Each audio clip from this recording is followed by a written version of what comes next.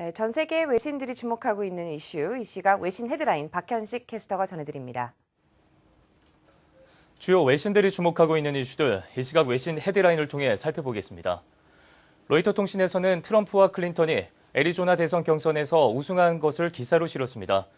현지 시각 22일 민주당은 애리조나, 아이다호, 유타주에서 경선을 치렀고 대의원이 가장 많이 걸린 애리조나에서 클린턴이 우승했습니다.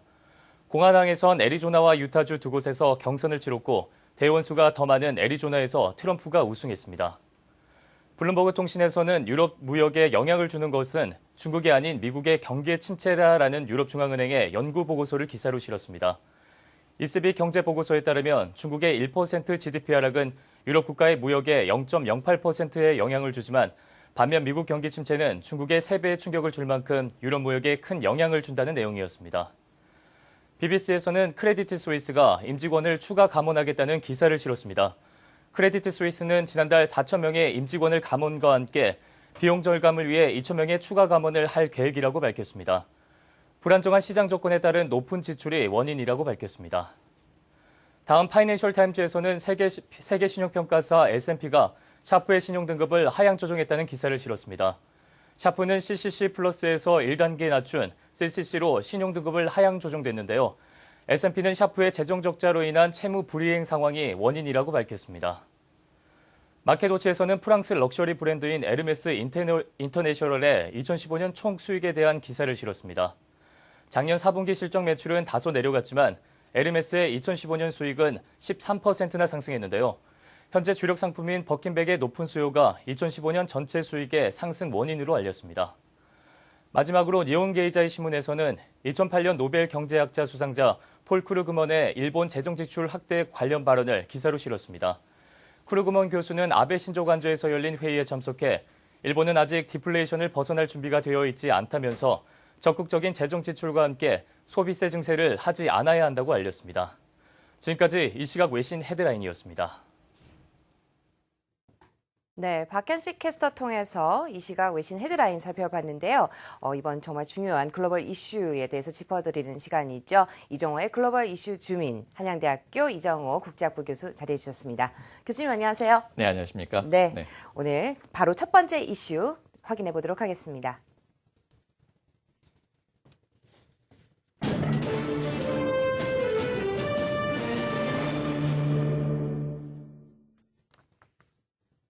네, 벨기에 소식이죠. Brussels attacks, terrorism could break the EU and lead to Brexit라는 기사 제목입니다. 브뤼셀 테러, EU 탈퇴, 그리고 브렉시트를 유발시킨다라는 기사 제목이고요. 두 번째 기사도 한번 같이 살펴보도록 하겠습니다. Brussels attacks spur Brexit campaign and anti-immigration parties link terror to EU라는 제목입니다. to EU open borders네요. 아무래도 브뤼셀 테러가 브렉시트 캠페인에 박차를 또 가하고 또 이민자의 반대를 하는 세력들이 계속해서 이 문제성을 테러와 또 EU의 그 열린 국경에 대한 이슈로 좀 링크를 시킨다라는 제목인데요. 말씀 좀 이어가도록 하겠습니다. 유럽 금융시장이 좀 충격에 휩싸였어요. 테러가 발생한 이후에. 네네. 네, 그리고 또 이제 또 테러가 계속해서 유럽에서 끊이지 않고 있는 상황인데요.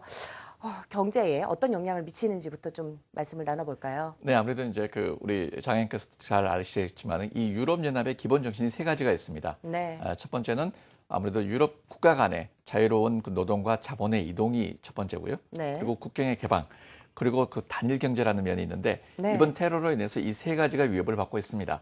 우선 이런 그 단일 경제 체제가 무너질 것 같은 그런 위협이 있고요. 그리고 이민자에 대한 반감이 서서히 생기고 있으면서 이 이민자의 반감으로 인해서 유럽 경제 생산성이 좀 떨어질 수도 있다. 네. 이렇게 보고 있습니다. 왜냐하면 유럽이라는 나라가 좀 더 설명하겠지만은 이 이민자들이 생산을 받쳐주고 있는 부분이 크거든요. 그리고 이제 마지막으로 브렉시트. 이 영국은 통화적인 거에는 유럽에 들어와 있지 않고 정치적인 거에만 들어와 있는데 이걸 보니까 통화를 했을 때 좀 어려움이 있겠다. 이렇게 테러에 대한 반감으로 인해서 영국은 자치적으로 가자 이런 생각을 가지고 있기 때문에 여기에 대한 투표가 6월 23일 날 있는데 이 브렉시트에 대한 그런 우려가 많습니다. 네. 또 하필이면 왜 벨기에가 테러의 네네. 배경이 됐는지 이 부분도 좀 말씀해 아주 주시죠. 좋은 질문이신데요. 벨기에 같은 경우는 여러 가지 이유가 있습니다만 간단하게 말씀드리면 세 가지 이유가 있을 것 같습니다. 첫 번째는 벨기에는 유럽 내에 무슬람 인구가 가장 많습니다. 그렇군요. 네, 벨기에 인구가 전체가 1,100만인데 그중에서 무슬람이 한 50만에서 60만 정도 됩니다. 네. 근데 이 벨기에에 있는 무슬람들이 실업률로 보면은 벨기에 자체의 실업률이 한 9% 정도 되는데 이 무슬람의 실업률은 30% 정도 되면서 굉장히 그 불만이 많죠. 네. 그렇게 돼 있고 두 번째로는 이 브뤼셀이 교통의 요지입니다. 그래서 테러를 하고 난 다음에 브뤼셀로 도망을 많이 가고 브뤼셀에서 대해서 집중적으로 이제 그 성토가 많았습니다. 그래서 네. 이제 브뤼셀이 그 프랑스의 테러를 많이 도우면서 정치 반감이 있었고 마지막으로는 EU의 본부. 이 유럽연합의 본부가 있기 때문에 상징성이 굉장히 큽니다. 이 세 가지 이유 때문에 아마 테러리스트들이 브뤼셀을 정한 거라고 보고 있습니다. 네. 뭐 또 아무래도 상징적인 이유도 있겠지만 이 각각의 이유에 대해서 조금 더 자세히 좀 설명을 해주실까요? 네네, 그러시죠. 첫 번째로 보면은 이제 그 유럽의 이제 상징성이란 것이 뭐냐면 자유로운 재화와 그리고 노동의 이동인데 네. 이게 위협을 받고 있다고 전에 말씀드렸습니다만은 이럴 경우 유럽은 지금 현재 역내에서 여건이 없이 자유롭게 돌아다니고 네. 그리고 재화와 그리고 노동의 이동이 자유로우면서 이게 생산력이 아주 기본이 되고 있습니다. 그런데 이제 이런 거가 일어나면서 유럽 자체에서 이제 국경을 폐쇄하는 아니 폐쇄까지는 아니지만 검문을 아주 강하게 하면서 자유로운 재화라든가 노동의 이동이 어려워지면서 점진적으로 유럽의 기본적인 그 통화라든가 재화가 좀 어려워지고요. 네. 이동이 어려워지고 그다음에 유럽이란 거는 관광과 소비가 아주 주축으로 이루고 있는데 네. 이 관광과 이 관련된 업종이 유럽 전체 GDP의 한 12%를 차지하고 있습니다. 그런데 이렇게 그 통관을 막고 아주 어렵게 하게 되면은 이런 그 관광 산업이 떨어지면서 유럽 전체가 지금 현재도 디플레이션에 들어가 있습니다만은 네. 기술적으로는 그렇습니다. 근데 더 큰 영향을 받아서 좀 더 장기적인 침체로 갈 수 있다 이렇게 보고 있습니다. 그리고 이제 그 생산에 대한 부분인데 네. 유럽에 있는 거의 모든 나라들이 아무래도 출산율이 굉장히 낮습니다. 물론 뭐 조금 높은 데도 있습니다만 그래서 네. 이 출산율이 낮음으로 인해서 생산 부분을 유럽에 들어와 있는 이민자들이 많이 받쳐주고 있는데 이 이민자들에 대한 반감이 일어남으로 해서 점진적으로 이제 생산 자체가 일자리가 줄어들면서 생산이 좀 떨어질 수 있는 유럽의 경제의 활력이 떨어질 수 있다. 네. 이렇게 볼 수 있고요. 마지막으로 영국 같은 경우는 영국에 있는 모든 대부분의 시민들이 생각하는 건 이런 것 같습니다. 이렇게 테러가 많이 일어나고 그리고 어려운 걸 보니까 영국 자체로 있는 것이 좋겠다. 네. 그리고 영국 같은 경우는 아무래도 이제 그 EU란 정치적인 연합에 들어가 있으면서 세금을 많이 내고 있습니다. 그래서 비유를 하자면은 영국 시민들은 지금 사용하고 있지 않은 신용카드에 대해서 연회비만 많이 내고 있고 특별히 그 신용카드에 대한 혜택은 많이 받고 있지 않다. 네. 굳이 왜 우리가 이렇게 또 계속해서 연회비를 내야 되느냐 이런 그 의식이 있는 것 같고 이거에 대해서 이제 더불어서 안보라든가 네. 그리고 국가 안전에 대한 이런 위협이 있기 때문에 아무래도 이제 영국 시민들의 의식이 이번에 파리와 브뤼셀의 테러로 인해서 점진적으로 영국 자체적으로 좀 가는 게 좋겠다. 이런 의식이 좀 퍼져나가서 결국은 6월 23일 날 영국이 이제 브렉시트에 대한 국민들에 대한 의견을 묻는 선거를 하는데 좀 안 좋은 결과가 나올 수도 있지 않나 이렇게 보는 시각이 있습니다만은 뭐 전 개인적으로는 뭐 그렇게까지는 안 봅니다. 네. 그렇게 생각을 하고 있습니다. 그래서 전체적으로 볼 때 이런 세 가지 요인이 이번에 브뤼셀에서 일어나는 테러로 인해서 큰 영향을 받을 수 있다고 생각합니다. 네. 또 아무래도 EU의 창립 멤버이기도 하죠. 영국의 경우는 그때 네, 뭐 그게 탈퇴가 쉽지는 않을 것 같아요. 아무래도 이제 그 상징적인 의미가 굉장히 큰데요. 영국 같은 경우는 이렇게 정치적으로만 EU에 들어가 있다고 하지만 경제적으로는 실질적으로 통화는 다르게 하고 있지만은 네. 영국의 가장 큰 시장은 아무래도 EU입니다. 이 EU와 영국이 좀 연결이 안 됐을 경우에는 굉장히 어렵고 그리고 EU의 창립 멤버로서 세 개죠. 영국, 프랑스, 독일, 네. 영국이 빠지게 될 경우에는 EU 전체의 그런 어떤 시스템적인 그 위험이 있고 체계가 무너질 수도 있다 이런 우려가 있습니다. 네. 오늘 또 앞서서 첫 번째 이슈 살펴봤는데요. 이어서 두 번째 이슈 확인해 보도록 하겠습니다.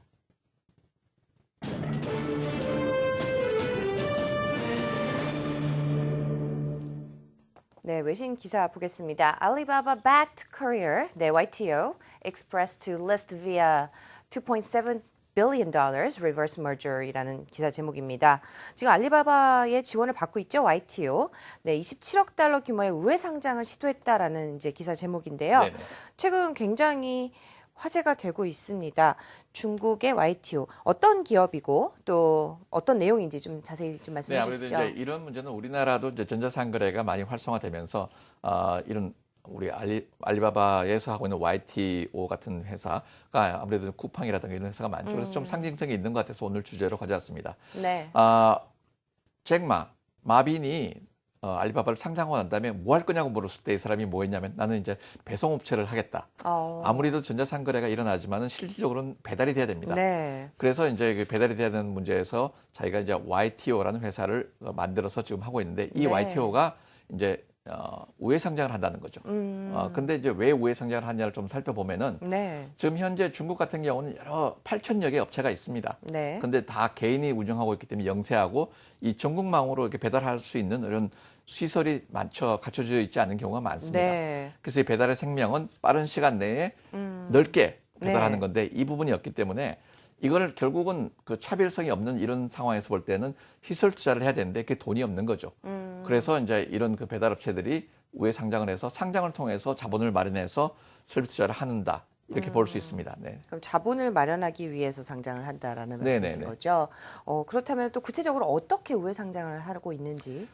네, 그 우회 방법에 상장이라는 대해서. 거는 네. 아무래도 잘 아시겠습니다만은 정식적으로 상장할 때는 뭐 대기 순서도 길고 시간이 많이 걸립니다. 그래 우회 상장 같은 경우는 상장돼 있는 회사를 통해서 하는 건데 이 알리바바의 YTO 같은 경우는 의류업체가 있습니다. 다양 트렌드라는 회사가 있는데 네. 이 다양 트렌드가 YTO에 자산을 주고 그리고 YTO의 주식을 받는 겁니다. 네. 그래서 결국은 이렇게 다양 트렌드라는 회사를 통해서 우회 상장을 하게 되고 이 우회 상장을 통해서 자본을 마련해서 보다 이제 그 알리바바가 전국망을 갖춘 어떤 배달과 그 전자상거래를 함께하는 네. 이런 그 시스템을 갖추게 되는 거죠. YTO 익스프레스 외에도 이제 또 다른 회사들도 우회 상장을 좀 준비를 하고 있다고 하는데 어떤 기업들이 있을까요? 네, 아무래도 이제 이게 근데 이 우회 상장의 규모가 아까 말씀하신 것처럼 약 그 27억 달러 정도면 네. 굉장히 우리나라 돈으로 한 2조 2천억 정도 되는 아주 큰 네. 우리 상장입니다. 그런 거가 중국에서 계속 일어나고 있는 거죠. 첫 번째 케이스는 쉔통 익스프레스라고 작년 12월 달에 네. 우회 상장을 신청했는데 이것도 한 169억 위안 정도 됩니다. 굉장히 크고 지금 현재 당국의 허가를 기다리고 있습니다. 네. 그래서 지금 현재 이제 보면은 이 배송 산업이라는 게 2010년에서 14년까지 성장률이 매년 한 50% 정도 성장을 하고 있는 업종입니다. 그렇군요. 그래서 이런 부분이 우리나라에도 어떤 상징성이 있지 않나 이렇게 좀 생각을 하고 있습니다. 네. 국내 쪽도 한번 좀 눈을 돌려볼까요? 국내 쪽은 어떻죠? 네, 이렇게 이제 업체 수가 많다 보니까 마진율이 굉장히 낮죠. 네. 국내에도 보면은 굉장히 마진율이 낮습니다. 대표적인 게 아까 말씀드린 대로 쿠팡 같은 경우는 아직도 역마진이 나고 있고요. 그리고 1위 업체는 CJ 그 대한통운인데 대한통운. 네. 영업이익이라는 게 사실은 뭐 중국 같은 경우는 5%는 이상이 되는데 작년 기준으로 보면 3.7% 정도밖에 안 되고 네. 그리고 2위인 현대 로지스틱스도 3.2%, 네. 2.8%, 한진해운 같은 경우도 뭐 3.2% 이렇게 되기 때문에 우리나라도 이런 좁은 그 전자상거래 인구로 보면은 전체 인구가 우리가 5,100만인데 경제 인구가 2,700만밖에 안 됩니다. 이 경제 인구 2,700만이 다 전자상거래를 이용한다 하더라도 이 여기에서 나오는 그 마진은 굉장히 낮은 거죠. 그래서 우리나라 전자상거래 업체들의 문제가 바로 여기에 있는 것 같습니다. 네. 또 그 밖에 또 어떤 문제점들이 있는지도 마저 짚어주시죠. 네, 그 아무래도 이제 그 이렇게 빠르게 더 많은 사람들에게 배송을 하려고 하다 보면 아무래도 이제 필요한 게 두 가지가 있죠. 배송을 할 때 보면은 물건을 담아야 되는 그 종이 박스가 필요합니다. 그렇죠. 네. 이 종이 박스라는 거는 그 환경이죠. 나무로 만드는 거기 때문에 과다한 환경에 이제 그 오염이 환경을 좀 파괴할 수 있고 네. 그리고 배송이 많다 보니까 전체적으로 실제로 보면은 그 교통량이 한 20% 늘어났는데 이게 실제로 트럭이라든가 이런 운송업체 차들 때문에 늘어났다 이런 연구가 있습니다. 이게 네. 대표적인 게 미국의 델라웨어에 있는 그 네. 어떤 토목환경공학 교수인데 네. 파거리도라는 교수가 이렇게 조사를 해보니까 2001년부터 2011년까지 그 배출가스가 20% 증가했는데 이 대부분의 원인이 이런 배달이 늘어나면서 전자상거래에 따라서 배달이 늘어나면서 배달 트럭들이 물건을 배달하면서 이렇게 배기가스 배출이 많이 됐다 이렇게 보고 있습니다. 그래서 문제점이라는 거는 아무래도 첫 번째는 마진율이 좀 떨어지고 있고 네.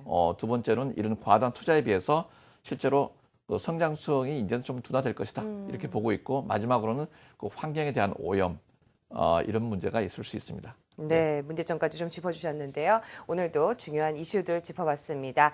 이정호 한양대학교 국제학부 교수와 함께했습니다. 오늘 말씀 감사합니다. 네.